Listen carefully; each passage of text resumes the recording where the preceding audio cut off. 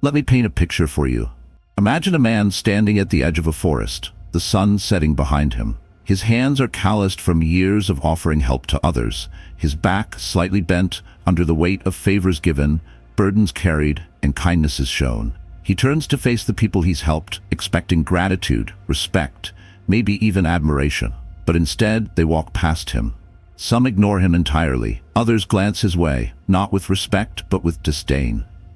How did it come to this? This is the paradox of kindness, a cruel twist of human nature that has confounded thinkers, sages, and philosophers for centuries. And tonight, we're going to unravel it, not with cliches or empty platitudes, but with a brutal and liberating truth. A truth rooted in the wisdom of the Stoics, the great minds who understood humanity better than humanity understands itself. You see, there's a reason why kindness often leads to disrespect. It's not because the world is inherently cruel. It's not because people are naturally ungrateful. It's because kindness, when misunderstood, becomes weakness in the eyes of others. Marcus Aurelius, the great Stoic emperor, once wrote, "You have power over your mind, not outside events. Realize this and you will find strength." What he meant is this: your perception shapes the way the world sees you. And if your kindness isn't grounded in strength, it becomes a mirror that reflects something far less noble. But why?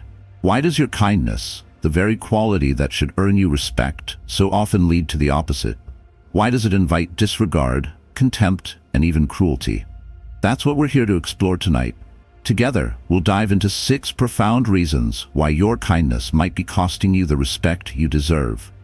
And we'll do it with the wisdom of the ages as our guide. Stoicism, the philosophy of resilience and self-mastery. By the end of this journey, you won't just understand why this happens. You'll know how to transform your kindness into something unshakable, something that commands the respect of everyone around you.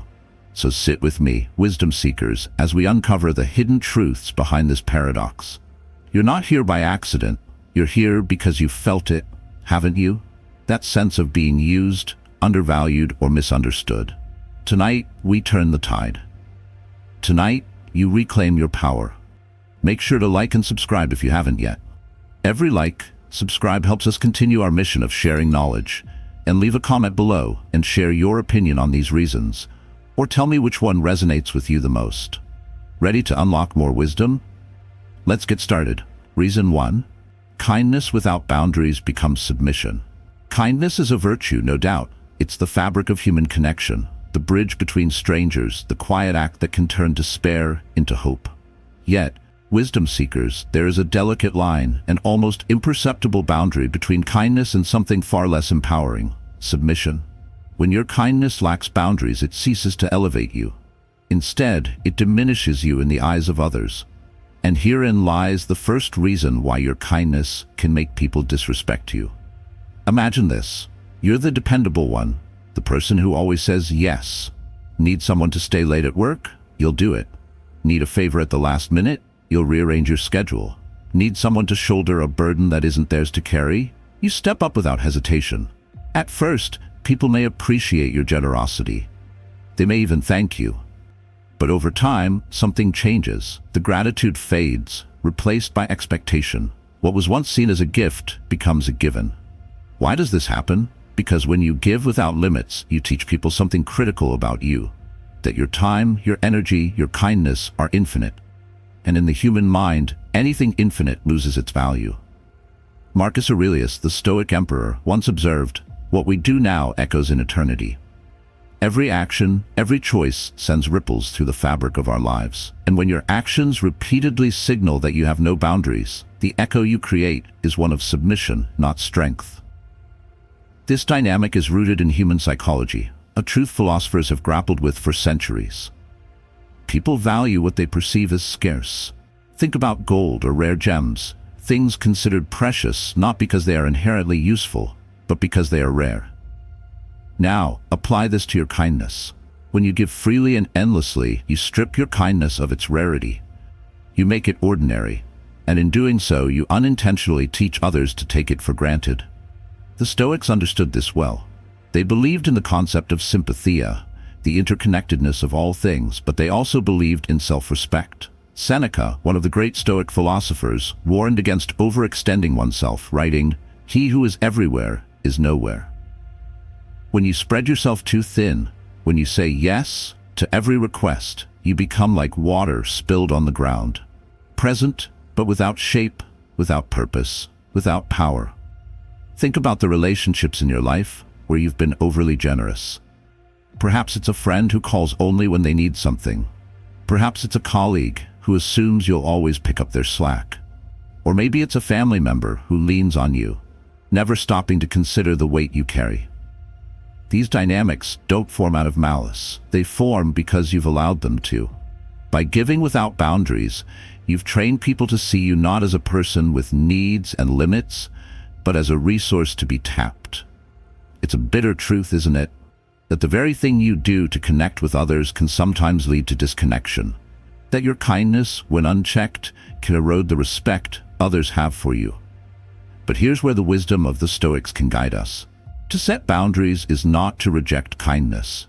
It is to elevate it. Epictetus, a former slave who rose to become one of the most influential Stoic teachers, said, "Know first who you are, and then adorn yourself accordingly."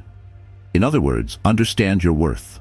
Recognize that your time and energy are finite, and that saying no is not an act of selfishness.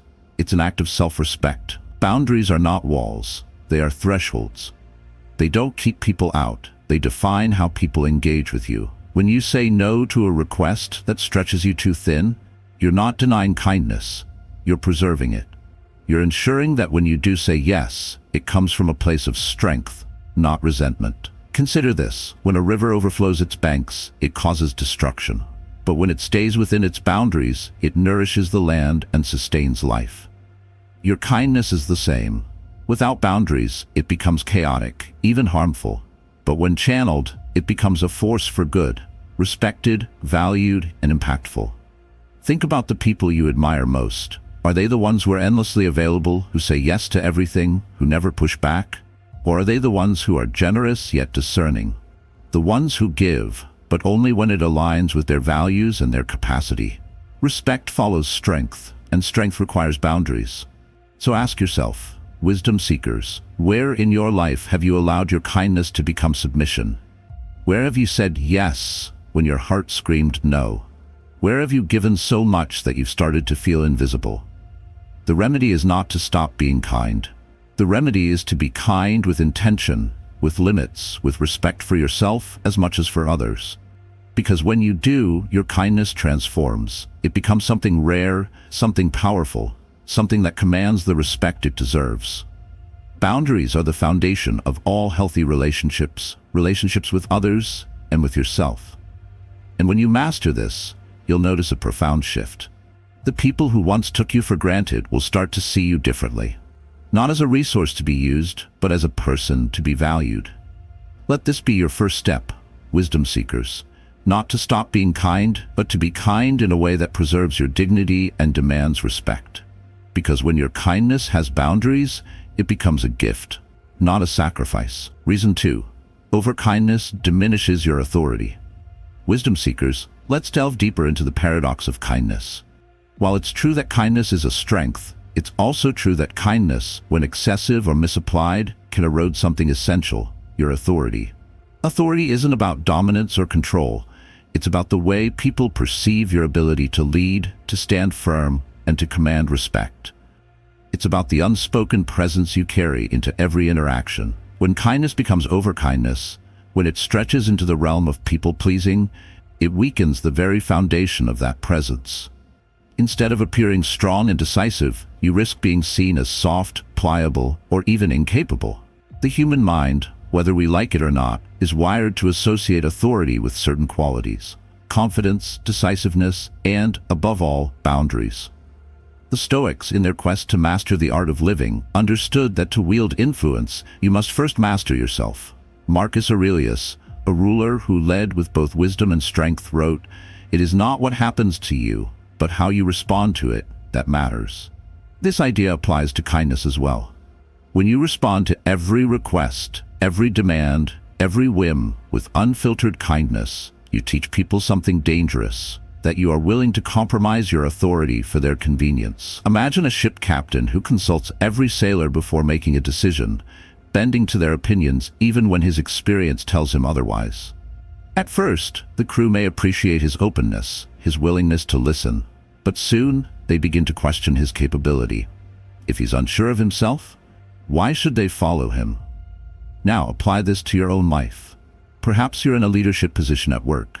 Maybe you're a parent, a mentor, or simply the person people look to for guidance. If your kindness leads you to avoid difficult conversations or decisions, if you hesitate to say no or to enforce necessary boundaries, you send a silent message that your need to be liked outweighs your commitment to what's right or necessary. This is where overkindness becomes dangerous. It doesn't just diminish your authority in the eyes of others, it undermines your confidence in yourself.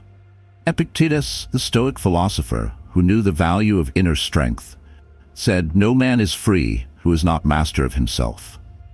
When you let kindness override your sense of judgment, when you prioritize harmony over truth, you become a servant to others' expectations, and a servant cannot lead. Authority requires clarity. It requires the ability to stand firm in your convictions, even when it's uncomfortable. And yes, it requires kindness, but a kindness that is measured, intentional, and rooted in strength. When your kindness becomes a tool to avoid conflict or to gain approval, it transforms from a virtue into a vulnerability.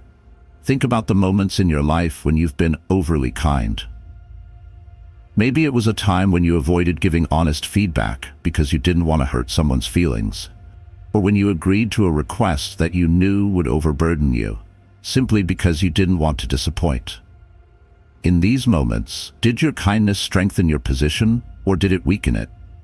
The truth is, people don't respect endless agreeability. They respect balance. They respect those who are kind but firm. Consider the Stoic ideal of the sage, a person who embodies wisdom and self-mastery. The sage is kind, yes, but that kindness is always aligned with reason and justice. The sage does not shy away from hard truths or difficult decisions because they understand that true kindness sometimes requires discomfort. Let's return to the idea of leadership. A true leader is someone who can make the tough calls, even when they're unpopular. They can say no when it's necessary, not because they lack compassion, but because they understand the bigger picture. Overkindness, by contrast, focuses on the immediate moment, on avoiding conflict, pleasing others, or maintaining harmony at all costs. But in doing so, it sacrifices long-term respect for short-term approval. Aristotle, though not a Stoic, offers a valuable insight here. He wrote, "He who has overcome his fears will truly be free." Overkindness often stems from fear, the fear of being disliked, of disappointing others, of creating conflict. But when you let that fear dictate your actions, you give away your power. You allow others to set the terms of your life, rather than setting them yourself. So how do you reclaim your authority? How do you strike the balance between kindness and strength? It starts with self-awareness. Pay attention to the moments when your kindness feels forced or insincere. Are you saying yes because you truly want to help, or because you're afraid of saying no? Are you avoiding a difficult conversation because it's the kind thing to do, or because it's the easy thing to do? The Stoics teach us that self-mastery begins with self-examination. By understanding your own motivations, you can begin to act with intention rather than reflex. Next, practice assertiveness. Assertiveness is not the opposite of kindness. It's the foundation of it. When you're assertive, you communicate your needs, your boundaries, and your values with clarity and respect. You show others that your kindness is not a sign of weakness, but a reflection of your inner strength. Finally, remember that true authority is built on consistency. People will respect you not because you're endlessly agreeable, but because you are dependable, honest, and principled. When your kindness is tempered with strength, it becomes a beacon, not a crutch. Wisdom seekers, overkindness is not kindness at all.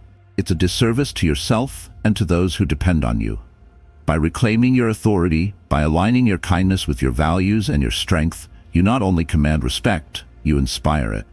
And in doing so, you embody the very essence of Stoic wisdom, to live with courage, clarity, and purpose. Let this be your second lesson. Kindness is not about bending to the will of others. It's about standing firm in your own. Reason 3. Kindness without strength breeds contempt. Wisdom seekers, let us go even deeper into this paradox of kindness. This time, we face an uncomfortable truth about human nature, a truth that has been whispered through the ages by philosophers, leaders, and sages. Kindness, when unaccompanied by strength, does not inspire admiration. Instead, it often breeds contempt. It's difficult to accept, isn't it, that the very act of extending kindness, of offering warmth and compassion, can lead to the opposite of what we hope for. But the world, as the Stoics remind us, is not governed by our expectations. It is governed by reality. And the reality is this: human beings are drawn to strength. Strength inspires trust, respect, and loyalty. Without it, even the purest kindness can be seen as weakness. Imagine a lion in a cage. The lion, stripped of its power and freedom, may still be majestic, but over time people stop fearing it. They stop respecting it. They start to mock it, to see it as an object of pity rather than awe. Now think about how this metaphor applies to your life. When your kindness is not rooted in strength, you become like that lion, kind perhaps, but unable to command the respect of those around you. This principle is as old as human civilization. Ancient leaders, warriors, and philosophers understood the balance between kindness and strength. They knew that without the ability to enforce boundaries, put values, or stand firm in the face of opposition, kindness could be exploited. Seneca, the Stoic philosopher, warned against this when he said, "Pity is often misinterpreted as weakness. Show kindness, but always keep your strength apparent." Kindness without strength is often mistaken for passivity, and passivity is easily disrespected. Consider the relationships in your life where you've gone out of your way to be kind, only to feel taken advantage of. Maybe it's the colleague who constantly asks you to cover for them but never reciprocates. Maybe it's the friend who borrows money and never pays it back, assuming you'll never press the issue. Or perhaps it's the partner who dismisses your needs because you've always been the one to compromise. Why does this happen? Because when kindness isn't paired with strength, it sends a silent message that your kindness isn't a choice, but a default, that it isn't a gift, but a necessity. And people, consciously or unconsciously, begin to see you as someone they can manipulate or disregard. To be clear, this isn't a condemnation of kindness itself. Kindness is a virtue. It's the foundation of human connection and community. But as the Stoics teach us, every virtue must be balanced by reason. Marcus Aurelius wrote, "Strength and kindness are not opposites, they are complements. Without strength, kindness becomes hollow. Without kindness, strength becomes cruelty." The key, then, is to embody both qualities simultaneously. To be kind, but unyielding. To be compassionate, but firm. To be open, but never at the expense of your dignity. This balance is not easy to achieve, but it is essential. Without it, your kindness becomes a mask that hides your true value, rather than a beacon that reveals it. Think about the people in your life who command your respect. Are they the ones who are endlessly accommodating, who bend to every request, who avoid conflict at all costs? Or are they the ones who are kind, but firm? People who offer their help generously, but only when it aligns with their principles and priorities. Strength is not about aggression or dominance, it's about self-possession. It's about knowing who you are, what you stand for, and what you will and will not tolerate. And when your kindness is grounded in this kind of strength, it transforms. It stops being a source of contempt and becomes a source of admiration. The Stoics understood that human interactions are often transactional, whether we realize it or not. When you give without strength, you create an imbalance in these transactions. People may take what you offer, but they lose respect for you in the process. But when you give from a place of strength, the dynamic changes. Your kindness is no longer seen as weakness. It is seen as a choice, an act of generosity from someone who could just as easily say no. Epictetus, the Stoic philosopher who lived as a slave before gaining his freedom, wrote, "No man is free who is not master of himself." This mastery includes the ability to say no when necessary, to enforce your boundaries, and to stand firm in the face of opposition. When you lack this mastery, your kindness becomes a trap, a way of tying yourself to the expectations of others rather than living in alignment with your own values. So how do you ensure that your kindness is rooted in strength? First, cultivate self-respect. Respect begins within. When you respect yourself, you naturally demand respect from others. Not through force, but through the way you carry yourself and the choices you make. Second, learn to say no without guilt. The ability to say no is one of the most powerful tools you have. It shows others that your kindness is not limitless, that it is a conscious choice rather than a reflex. Third, embrace the discomfort of conflict. Kindness often leads us to avoid conflict, but true strength lies in facing it head-on. When you can navigate conflict with both compassion and firmness, you show others that your kindness is not a weakness, but a testament to your inner power. Wisdom seekers, kindness and strength are not mutually exclusive. They are interdependent. When you embody both, you become unshakable. Your kindness is no longer a source of contempt, but a source of respect. It is no longer a liability, but an asset. Let this be your third lesson. Kindness without strength breeds contempt. But kindness grounded in strength, that is the hallmark of true wisdom, true power, and true respect. Reason 4. Excessive kindness invites manipulation. Wisdom seekers, there's a sobering reality we must confront when exploring the dynamics of kindness. Excessive kindness doesn't just risk breeding contempt, it actively invites manipulation. This isn't a pleasant truth to digest, but it's one we must understand to navigate the complex web of human relationships with wisdom and strength. At its core, manipulation thrives on imbalance. It feeds off situations where one person consistently gives more than they receive, where one party's boundaries are blurred, and where their desire to please outweighs their need for fairness. Excessive kindness creates the perfect environment for this imbalance to flourish. When you are too kind, too accommodating, too giving, too forgiving, you signal to others, even unintentionally, that you can be molded to their advantage. Seneca, the Stoic philosopher, warned us against the danger of giving too freely without discretion. He wrote, "It is not the man who has too little, but the man who craves more, who is poor." The manipulator in this sense is often someone driven by a craving for control, attention, or gain. And they are adept at identifying those whose kindness makes them susceptible to such exploitation. Consider the patterns of manipulation that can arise in your own life. Perhaps it's the friend who constantly leans on you for emotional support but never reciprocates, or the colleague who delegates their work to you because they know you won't complain. Or maybe it's a romantic partner who exploits your generosity, knowing you'll always put their needs above your own. In each of these scenarios, the common thread is your kindness being weaponized against you. Why does this happen? Because excessive kindness, while often well-intentioned, can send the wrong signals. It can make you appear too eager to please, too afraid to say no, too willing to compromise, even when it's to your own detriment. And once this perception takes root, manipulative individuals will seize the opportunity to take advantage. The Stoics understood this phenomenon well. They believed in the importance of balancing kindness with discernment. Marcus Aurelius wrote, "Be tolerant with others and strict with yourself." This wisdom speaks to the need for boundaries, not as a rejection of kindness, but as a way to protect it. To be kind without discernment is to risk enabling those who would exploit your generosity for their own gain. Manipulation often starts subtly. It might begin with small favors, requests that seem harmless at first, but over time these requests grow in size and frequency. And because you've conditioned the manipulator to expect your compliance, it becomes increasingly difficult to push back. The result? You find yourself trapped in a cycle of giving where your kindness is no longer appreciated but expected, and where any attempt to reclaim your boundaries is met with resistance or guilt-tripping. This is not a failure of kindness itself. Kindness, when practiced wisely, is one of the greatest virtues. But excessive kindness, untempered by boundaries and self-respect, creates vulnerabilities that manipulative individuals are quick to exploit. Let's explore this through the lens of Stoic philosophy. The Stoics believed that the key to a virtuous life was understanding what is within your control and what is not.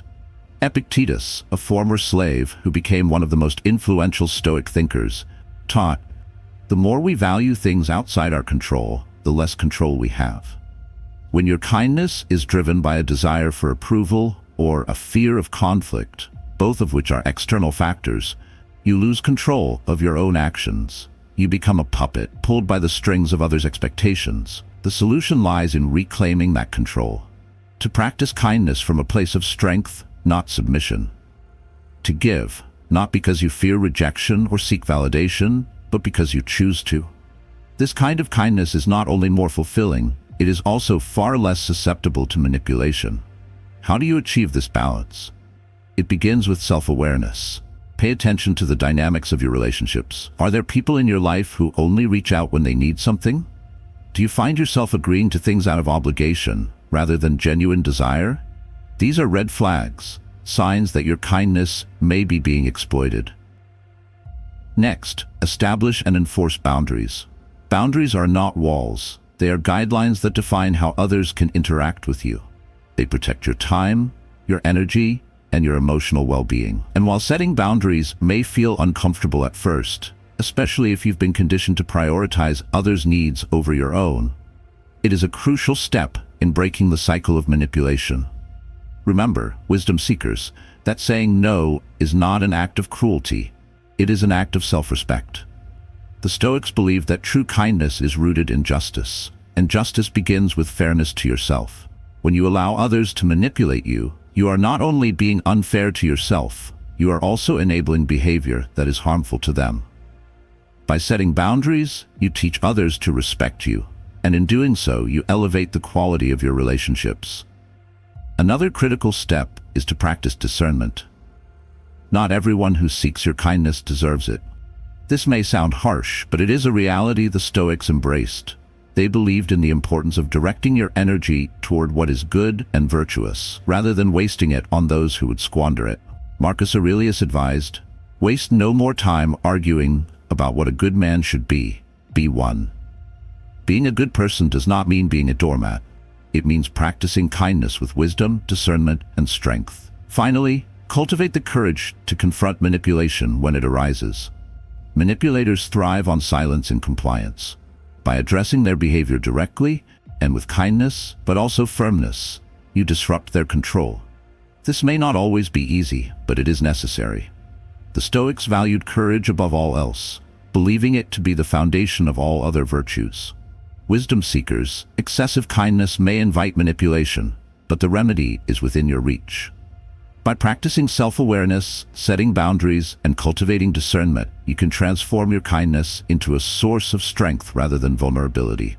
And when you do, you not only protect yourself, you also ensure that your kindness is received as it was intended, as a gift, not a weakness. Let this be your fourth lesson.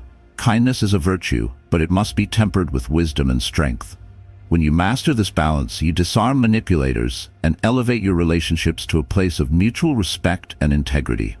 And in doing so, you embody the true essence of Stoic wisdom, to live with courage, clarity, and compassion. Reason 5. People disrespect what they take for granted. Wisdom seekers, let us now move deeper into the paradox of kindness and explore an uncomfortable yet universal truth.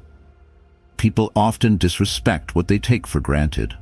When your kindness becomes predictable, when it is given too freely, too often, and without any conditions, it risks becoming invisible. And what is invisible is not valued. This truth is not born out of malice or cruelty. It is simply a consequence of human nature. We are creatures of habit, drawn to patterns and comfort. When kindness is extended repeatedly without variation or boundaries, it ceases to feel special. Instead, it becomes an expectation, a part of the background noise of life. And when something becomes expected, it is no longer appreciated. Think about the air you breathe. It is vital to your survival, yet how often do you pause to appreciate it?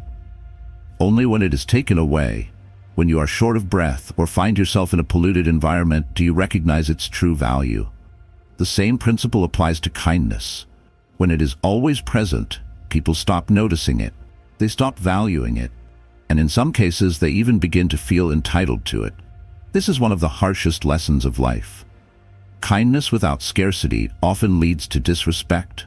It is not that kindness itself is flawed, but that human nature struggles to appreciate what is constantly available. Marcus Aurelius, the great Stoic emperor, understood this well. He wrote, "Do not act as if you were going to live 10,000 years. Fate is hanging over you. While you live, while it is in your power, be good." His words remind us that life is fleeting, and our actions, no matter how kind, must be deliberate and meaningful to have value. But what happens when your kindness is not deliberate, when it becomes a reflex rather than a choice? People begin to take it for granted. They assume it will always be there, regardless of how they treat you. And as this assumption grows, so does their disregard. Let us consider an example. Imagine a friend who always says yes to every request. If you ask for a ride, they'll drop everything to help you. If you need advice, they'll spend hours on the phone. If you're short on cash, they'll lend you money without hesitation. At first, this kindness is deeply appreciated, but over time, it becomes expected. The friend's generosity, once a gift, is now a given. And when something becomes a given, people stop treating it with care. This is not to say that the recipients of kindness are inherently bad or ungrateful. Rather, it is a reflection of how human psychology works. We are wired to adapt to our environment, to normalize what is consistent. When kindness is always available, it ceases to stand out. It blends into the fabric of daily life, unnoticed and unappreciated. The Stoics, ever attuned to the workings of human nature, warned against this tendency. They believed that true kindness must be paired with discernment and intentionality. Seneca wrote, "A gift that is given thoughtlessly has no value. It is the thought behind the gift that makes it precious." Kindness, when given without thought or intention, risks losing its value in the eyes of others. The key, then, is to make your kindness intentional and scarce. Scarcity creates value. It reminds people that your kindness is not an entitlement but a choice, a deliberate act of generosity. When kindness is offered sparingly and meaningfully, it regains its power to inspire gratitude and respect. So how do you prevent your kindness from being taken for granted? First, practice the art of saying no. This is perhaps the most challenging aspect of managing kindness, especially for those who take pride in being helpful and accommodating. But as the Stoics teach us, we must prioritize what is within our control, our time, energy, and choices, over what others expect of us. Saying no does not diminish your kindness, it enhances it by making your yes more meaningful. Second, align your kindness with your values. When you give out of alignment with your principles or priorities, your kindness becomes hollow. It is no longer a true expression of your character, but a response to external pressures. By giving thoughtfully and authentically, you ensure that your kindness retains its value. Third, set boundaries. Boundaries are not walls. They are guidelines that protect your well-being and ensure that your kindness is respected. When people know where your limits are, they are less likely to take you for granted. And when they do cross those limits, enforcing your boundaries reminds them that your kindness is a choice, not a guarantee. Fourth, embrace the occasional absence of kindness. This may sound counterintuitive, but it is a powerful way to remind people of its value. When you withhold kindness, not out of malice, but as a deliberate act, you create a space for reflection. People are more likely to appreciate your kindness when they experience its absence. Let us return to the wisdom of Marcus Aurelius. Value your time, for it is fleeting. Do not waste it on those who cannot see its worth. Kindness, like time, is a finite resource. When you treat it as such, when you offer it thoughtfully and sparingly, you ensure that it is not taken for granted. Wisdom seekers, kindness is one of the greatest gifts you can offer to the world. But to preserve its value, it must be given with care. It must be rooted in intention, guided by boundaries, and balanced by strength. When you practice kindness in this way, you elevate it from a mere habit to a deliberate act of virtue, one that commands respect rather than invites disregard. Let this be your fifth lesson. People disrespect what they take for granted. By practicing intentional kindness, setting boundaries, and embracing the power of scarcity, you can ensure that your kindness is not only valued, but cherished. And in doing so, you embody the true essence of Stoic wisdom, to live with purpose, dignity, and grace. Reason 6. Excessive kindness can be misinterpreted as weakness. Wisdom seekers, for our final reason, we dive into perhaps the most profound and frustrating paradox of kindness. When given without limits, kindness is often misinterpreted as weakness. It's a tragic irony that what should be seen as a strength, a deliberate choice to act with compassion and grace, is too often mistaken for a lack of power, conviction, or self-respect. This misunderstanding, rooted in the complex dynamics of human behavior, is one of the key reasons why excessive kindness invites disrespect. Why is this so? Why do people confuse kindness with weakness? To answer this, we must explore how power, respect, and human nature are intertwined. Throughout history, society has celebrated qualities like decisiveness, assertiveness, and strength. These traits, often associated with power, are seen as markers of authority and competence. Kindness, on the other hand, is too frequently relegated to the realm of softness or submission. It is seen as something passive, something reactive, something that lacks the edge associated with power. And this perception, though deeply flawed, is pervasive. Let us draw on the wisdom of the Stoics to untangle this misunderstanding. Marcus Aurelius, one of the most powerful rulers in history and a paragon of Stoic virtue, embodied the perfect balance of strength and kindness. He wrote, "The best revenge is to be unlike him who performed the injury." In this, he demonstrated that kindness is not weakness, but a deliberate act of self-mastery. To be kind in the face of cruelty or indifference is not a sign of frailty. It is a testament to one's inner strength.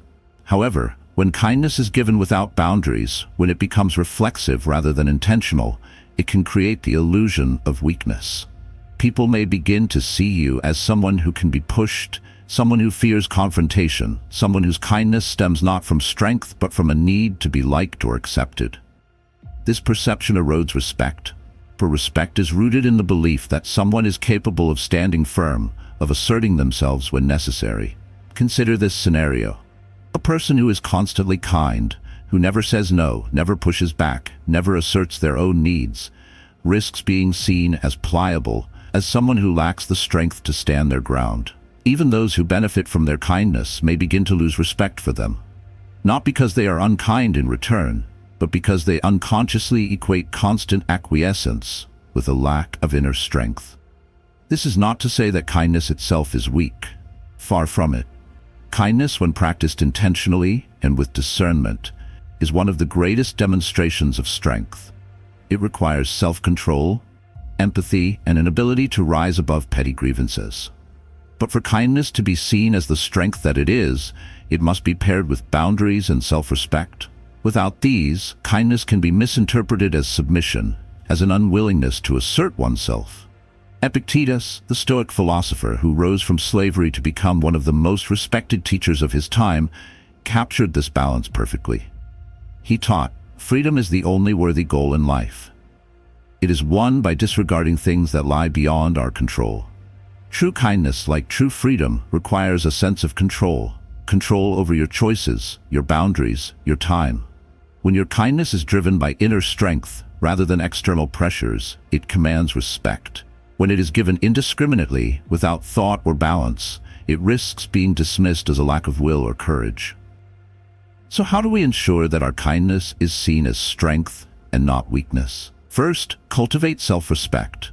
Respect begins with how you treat yourself. When you prioritize your own needs, values, and well-being, you demonstrate to others that your kindness is a choice, not a compulsion. Self-respect is the foundation of all respect. Without it, others will struggle to see you as someone worthy of theirs. Second, assert your boundaries.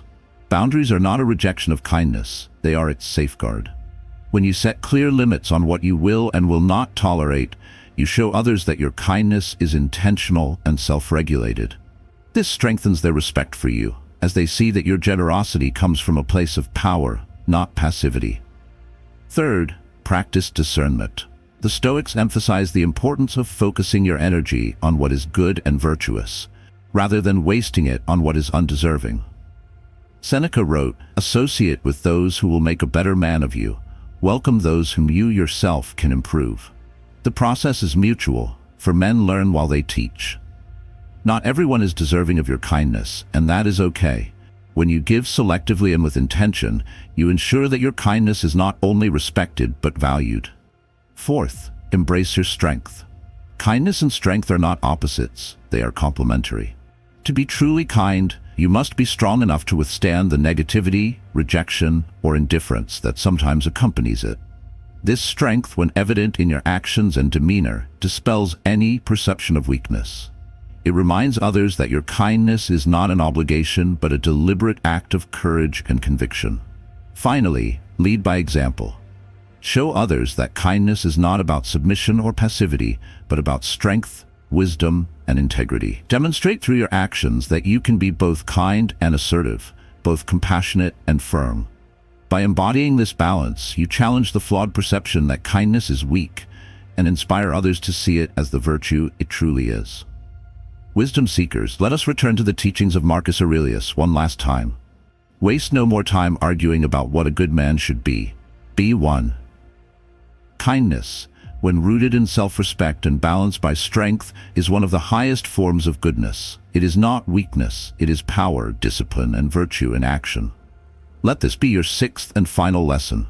Excessive kindness, when given without boundaries or intention, can be misinterpreted as weakness.